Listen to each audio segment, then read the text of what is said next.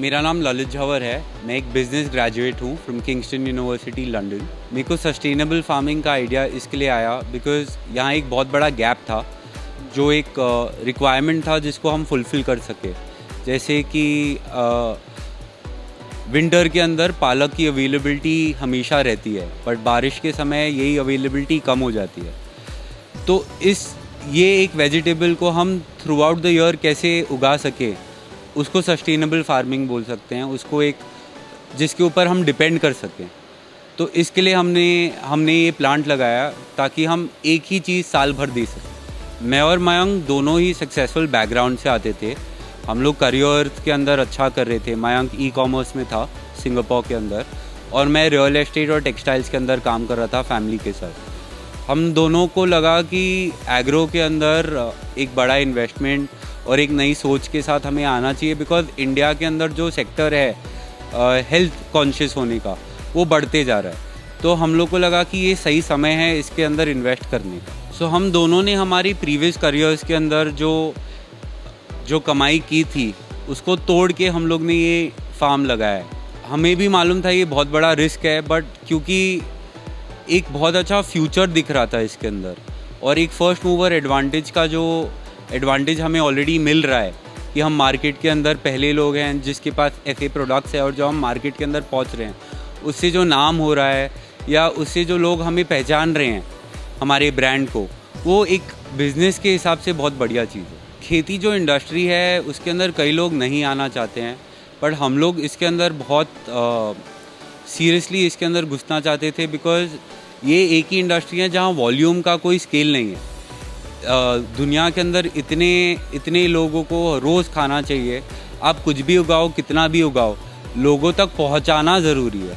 तो अगर आपको लोगों तक पहुंचाना अगर आ गया तो आपकी खेती कभी वेस्ट नहीं जाएगी। मुझे और मयंक को दोनों को नई नई चीज़ें ट्राई करना या नई टेक्नोलॉजीज़ लेके आना, ये हमेशा से हमारा इंटरेस्ट रहा है।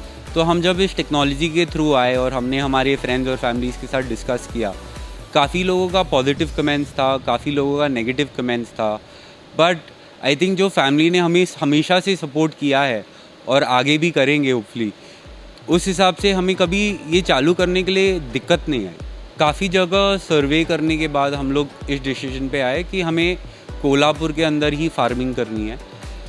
इसके दो मेजर रीजंस थे। एक ये कि क्लाइमेट के हिसाब से बहुत सूटेबल एरिया है, दूसरा लॉजिस्टिकली, मतलब अगर जिस एरिया के अंदर हम बैठे हैं आज, इस एरिया की वजह से मैं करीबन 6 से 7 मेट्रोपॉलिटन सिटीज़ को ओवरनाइट माल पहुंचा सकता हूं।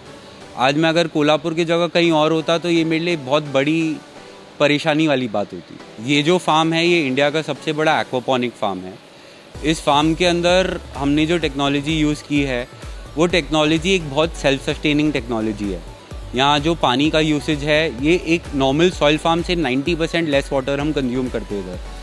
तो 100% आज के दिन हमारे कॉस्ट ज़्यादा हैं बिकॉज ये नई टेक्नोलॉजी है और हमें इसके अंदर बहुत इन्वेस्ट करना पड़ता है, ट्रेनिंग देनी पड़ती है, बट ये एब्सोल्यूट फ्यूचर है बिकॉज आगे के दिन पानी की प्रॉब्लम आनी है, ये सबको मालूम है।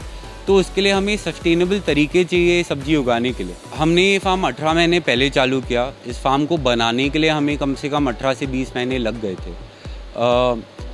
अगर हमें इस हिसाब से ये फार्म ये नहीं लगाया कि इसमें से इमीडिएटली हमें प्रॉफिट्स बने। हमने ये फार्म एक इस वजह से बनाया ताकि इसका कंसेप्ट लोगों को समझ में आए। इस कॉन्सेप्ट से हम छोटे छोटे नए और कॉन्सेप्ट्स बना सके।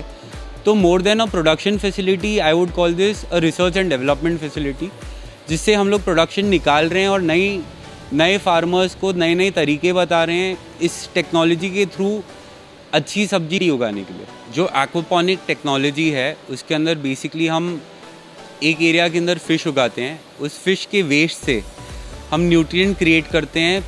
पूरा क्लीन पानी हम लोग प्लांट सिस्टम में भेजते हैं और वही पानी से प्लांट ग्रो होता है और वही साफ़ पानी वापस फिश टैंक में जाता है।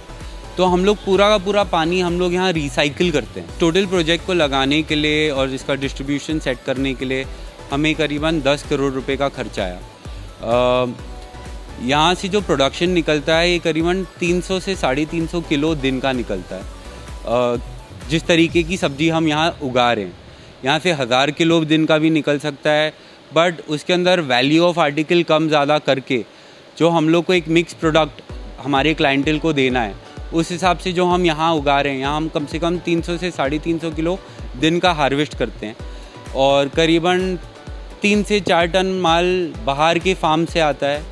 और हमारे कॉन्ट्रैक्टेड सॉइललेस फार्म्स हैं जो सांगली के अंदर है, पूना के अंदर है, ऊटी के अंदर है, बेंगलोर के अंदर है।